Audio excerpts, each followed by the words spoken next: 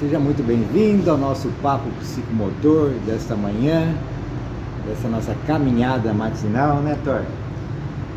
Hoje nós vamos falar sobre arquétipos, imagens arquetípicas, o esporte e a psicomotricidade. Nossa, Thor, o que tem a ver uma coisa com a outra, hein? Que legal! Vamos lá?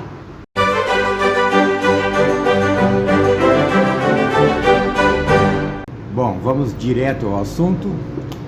Hoje nós vamos falar arquétipo em primeiro lugar, que é um conceito polêmico que gera muitos desencontros de interpretações, mesmo porque o Jung, no caminhar da sua trajetória, ele deu significados diferentes, ele foi elaborando com o tempo. Isso é minha interpretação,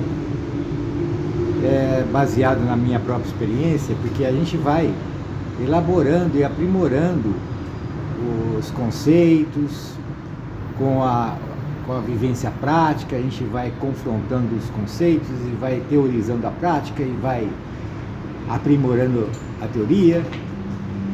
Então, ele deu definições diferentes ao longo de sua carreira, então gerou algumas interpretações diferentes.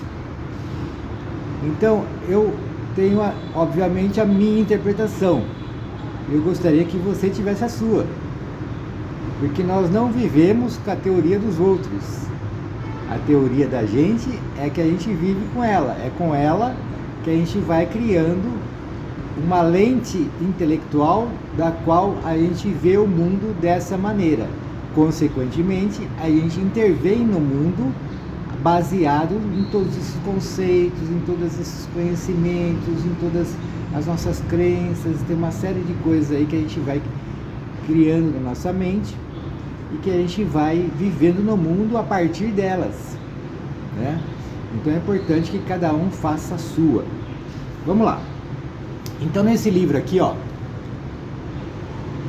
Os Arquétipos e Inconsciente Coletivo,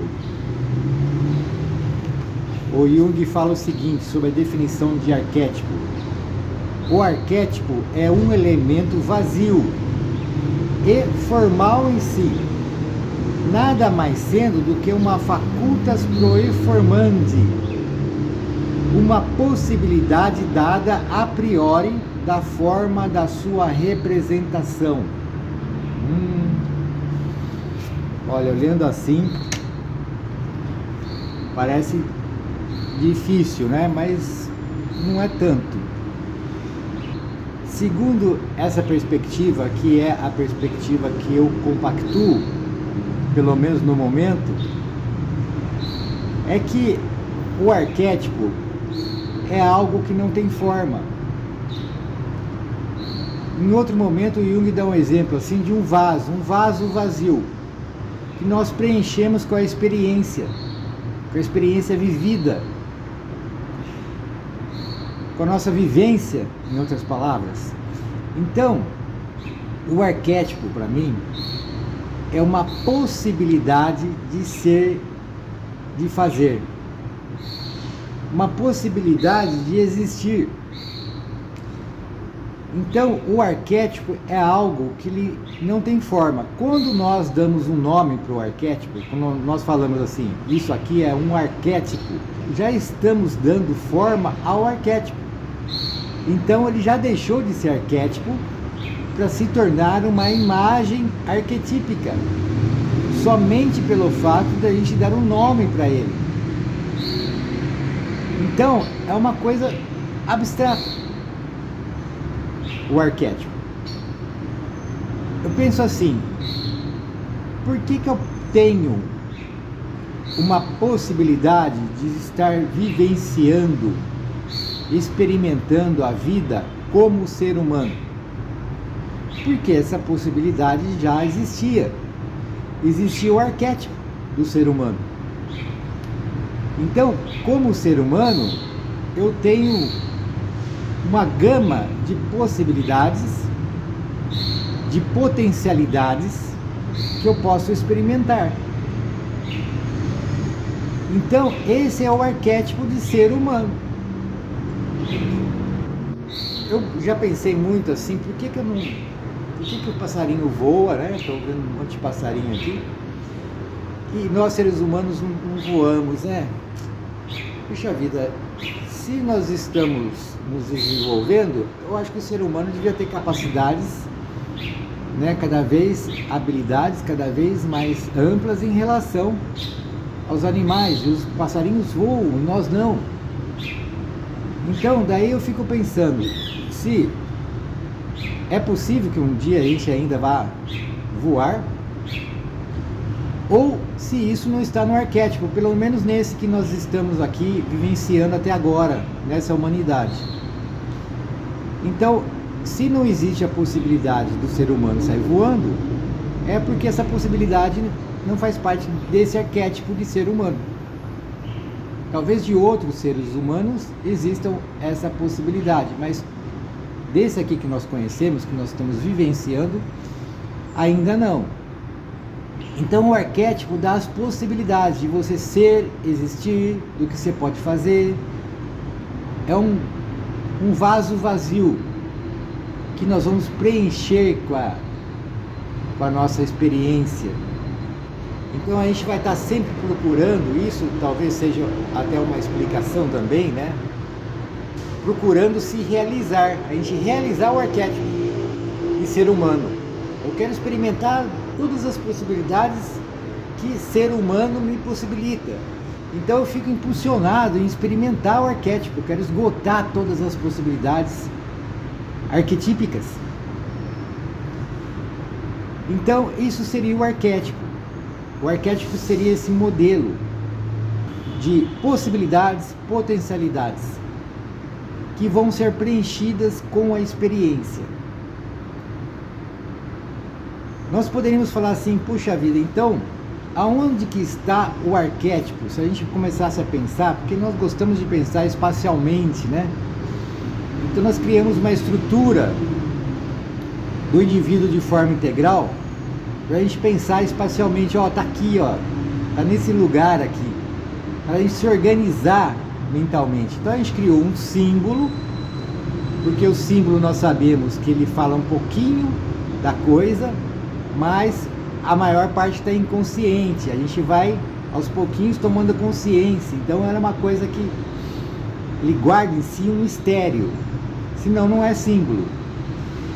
Então no nosso símbolo do ser humano integral, do indivíduo de forma integral, nós temos aí o centro, o self, o inconsciente coletivo, o inconsciente pessoal, o ego e o corpo. Então, se o arquétipo é um conjunto de possibilidades, de potencialidades abstratas, onde que ele estaria nessa estrutura? Eu penso, faz sentido para mim pensar que o arquétipo estaria no centro. O centro, o Jung, muito humildemente, que nós precisamos ter essa humildade, porque nós não sabemos tudo.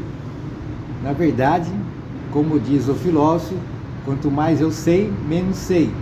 Porque quanto mais você dá um passinho no conhecimento, você desvenda uma imensidão de coisas novas que a gente não tem a menor ideia que existia e que não sabe como funciona. Então, é uma coisa infinita. Então, a gente sabe só um pouquinho. Então, no meio pouquinho, eu acho que estaria no centro. Para mim, faz mais sentido hoje que ele esteja no centro. Por quê? O centro que vai dar essa potencialidade, esse arquétipo. Ele que vai dizer quais são as possibilidades. E o que é esse centro? O Jung fala que esse centro, nós nada podemos falar sobre o centro. O centro é incognoscível, é incompreensível para a gente. A gente não tem capacidade de chegar perto, nem conceitualmente, desse centro. Então, humildemente, a gente fala que a gente não sabe nada sobre esse centro, que nós poderíamos chamar esse centro também de fonte de luz que tudo provê, de centelha divina. Então todos nós temos esse centro, essa centelha divina, que em outras culturas, que não a científica, é chamado de centelha divina, né? Então ali estaria o arquétipo. Ali foi pensado quais seriam as possibilidades do arquétipo ser humano. Então viver no planeta, uma série de coisas que nós estamos vivenciando. Nós estamos preenchendo esse vaso abstrato, vazio. No começo é vazio, do arquétipo com experiências, né? Experiências humanas em todas as possibilidades. Muito bem, então esse seria o arquétipo. E daí, o que nós temos? Nós começamos a experimentar coisas. No último vídeo eu falei sobre inconsciente coletivo. Se você não viu, dê uma olhadinha lá. Tá muito legal. Então, no inconsciente coletivo, nós vamos registrando todas as experiências da humanidade. Então você imagina, a humanidade, desde que ela foi concebida e começou a ter experiências como ser humano, essas experiências foram guardadas num arquivo, um imenso arquivo chamado inconsciente coletivo. Tem certos arquivos aí dessa humanidade, dessa história da humanidade, desde que ela foi concebida até os dias de hoje, e a gente continua contribuindo lá com experiências nesse arquivão aí que é o inconsciente coletivo, essa memória, né? O que nós colocamos lá? Todas as experiências, e algumas dessas experiências são comuns a todas aos humanos, aos seres humanos, a todos os indivíduos. Como por exemplo uma experiência com a mãe. Todo mundo teve uma mãe, porque o arquétipo quis assim. Então todos nós temos uma relação com a mãe que nos deu a vida, deu a oportunidade de nós estarmos aqui vivenciando, preenchendo o arquétipo com experiências, inclusive com a experiência de ser filho, porque todo mundo tem uma mãe.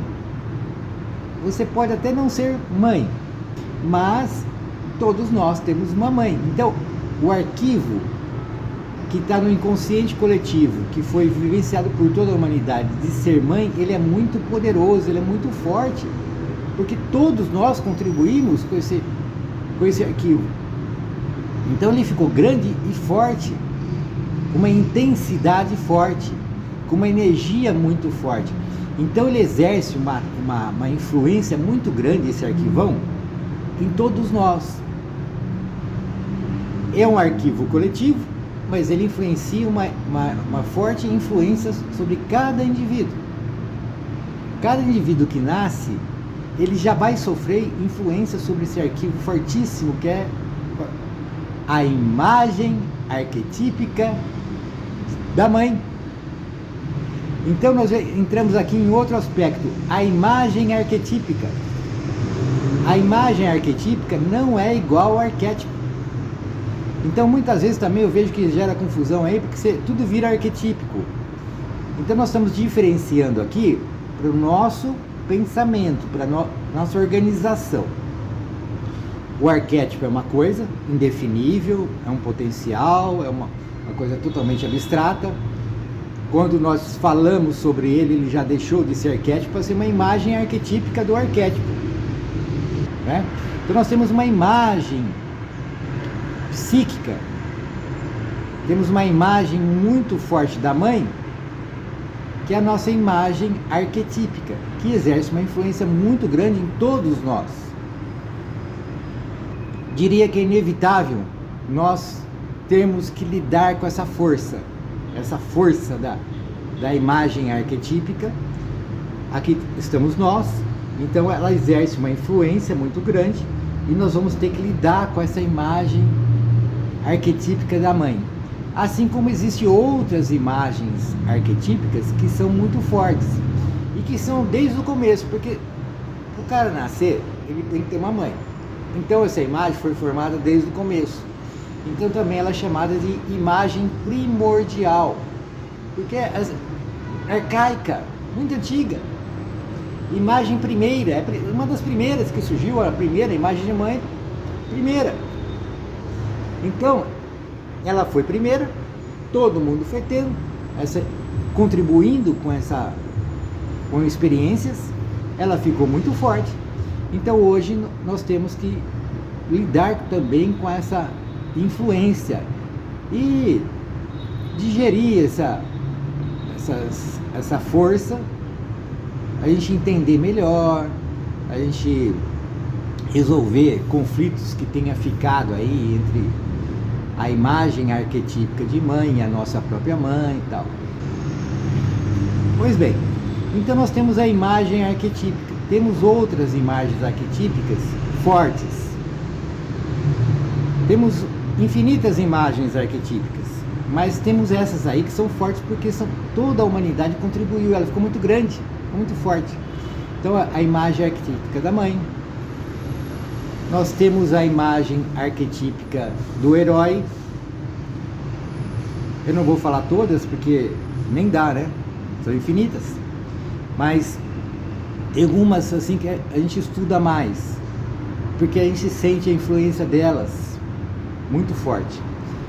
E tem uma imagem arquetípica que nos interessa muito para quem trabalha com psicomotricidade, que é a imagem arquetípica do herói, a jornada do herói. Então olha só que interessante, não sei se você já percebeu que os filmes, eles seguem um roteiro baseado na imagem arquetípica do herói. Então, por exemplo, o nosso herói do filme, ele está de repente vivendo uma vida tranquila, de repente acontece um problema, cada filme explora de um jeito isso, de repente o cara, alguém mata alguém da família dele, ele fica muito furioso, daí ele quer se vingar, vai lá.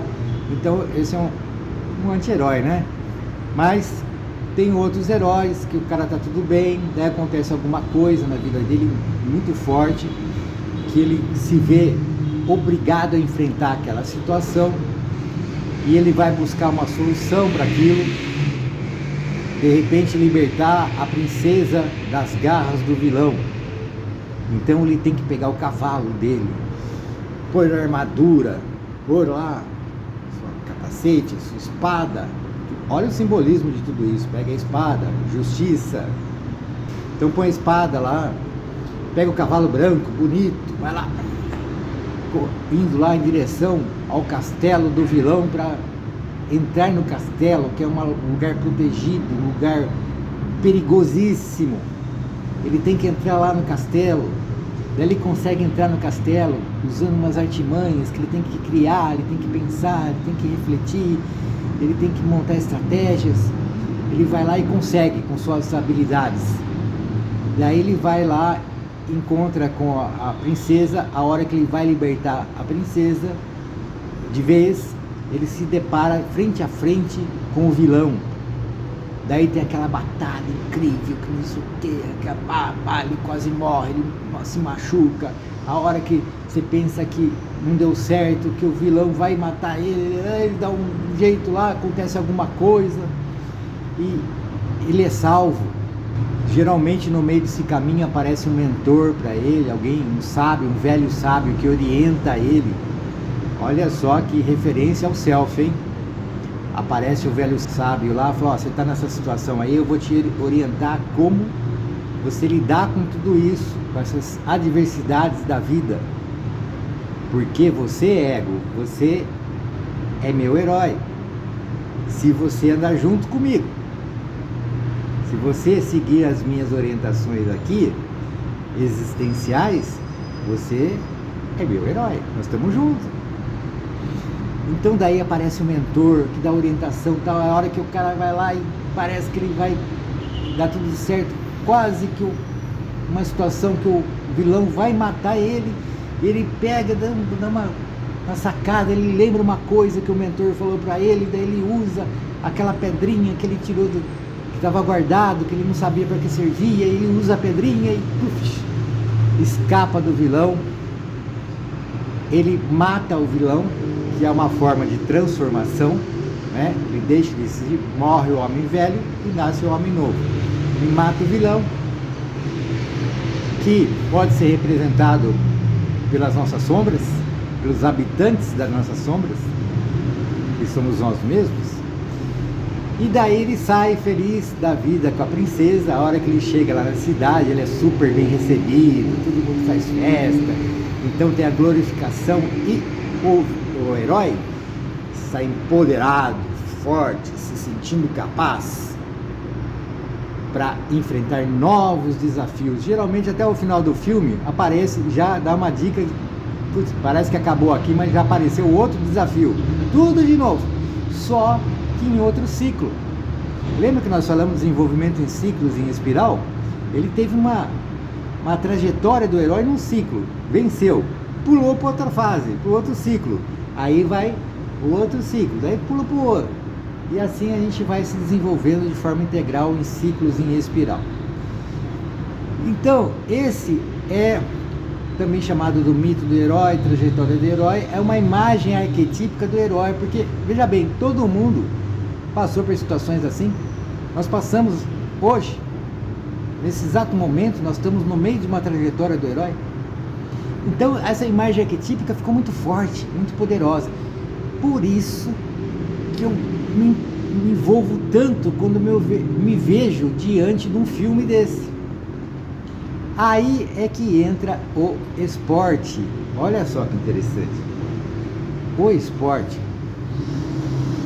ele é um jogo esportivo que tem suas regras. Vamos pegar o futebol, por exemplo.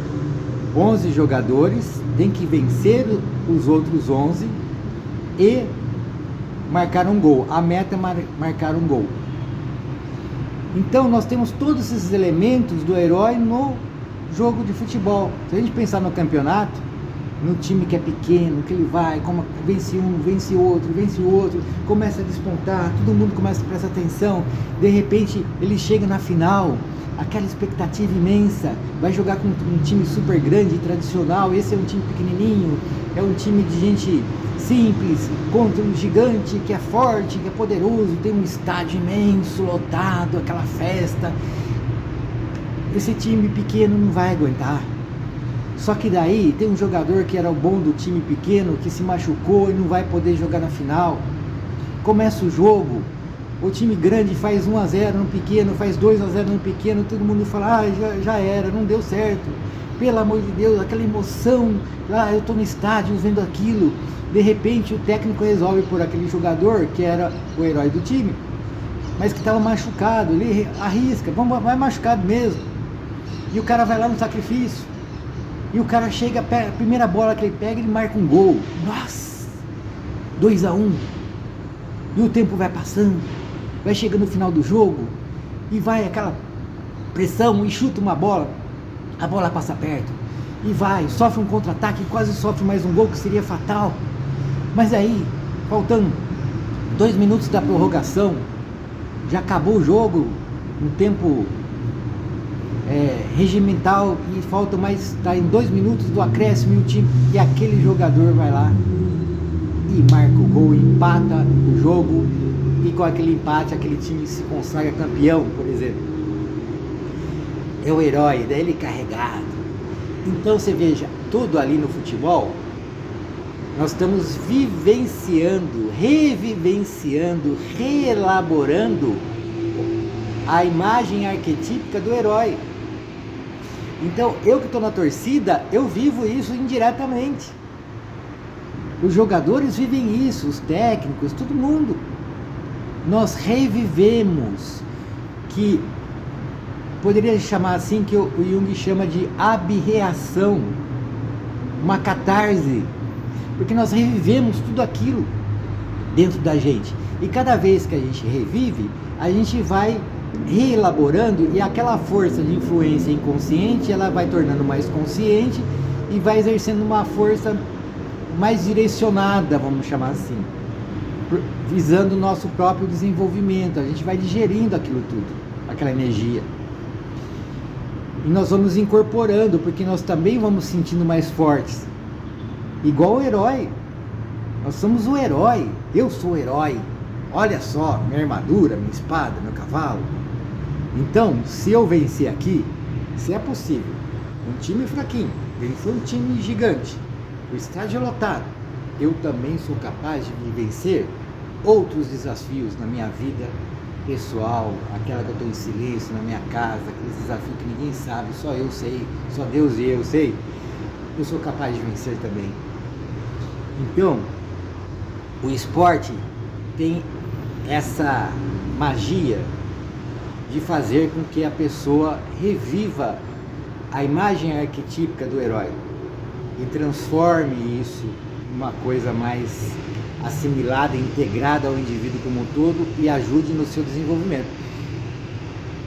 Podemos pensar que, puxa vida, agora eu entendi por que tanta gente é interessada em futebol, e lota estádios, 40, 50 mil, 80 mil pessoas, fora os que assistem pela televisão. Como que conseguem mobilizar tanta gente para assistir um jogo de futebol?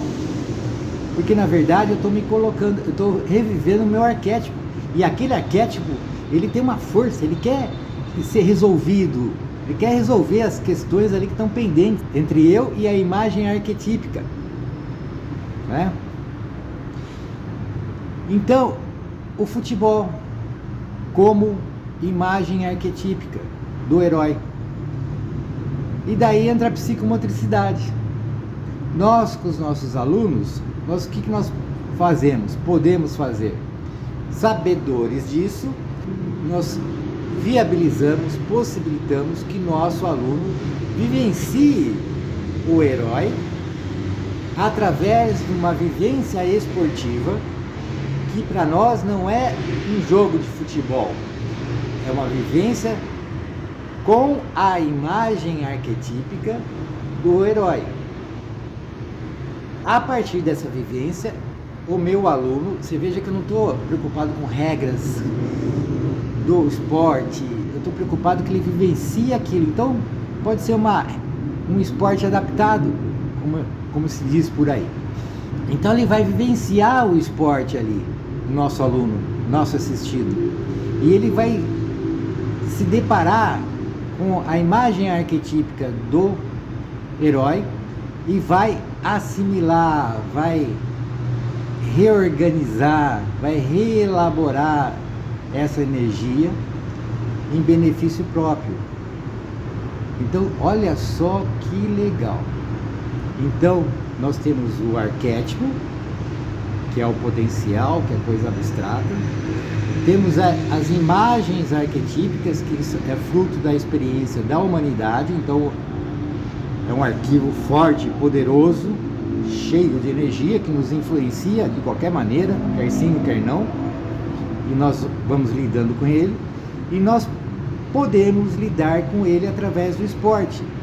E na psicomotricidade, a gente, sabedores disso, conscientes disso, nós usamos o esporte como intervenção psicomotora. Olha só, não é bárbaro um negócio desse? Nós temos muitas possibilidades e potenciais únicos na intervenção psicomotora. Então é isso. Espero que você tenha gostado. Fique com Deus e até a próxima, nosso herói. Até mais. Tchau, tchau.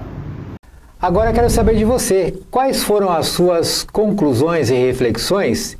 Deixe a sua resposta aqui nos comentários. Se você gostou do vídeo, dê seu like, compartilhe nas suas redes sociais e não se esqueça de visitar o nosso site psicomotricidadepositiva.com.br e conhecer o nosso curso Como Prescrever Atividades Psicomotoras. Por enquanto é só, ficamos por aqui. Muito obrigado.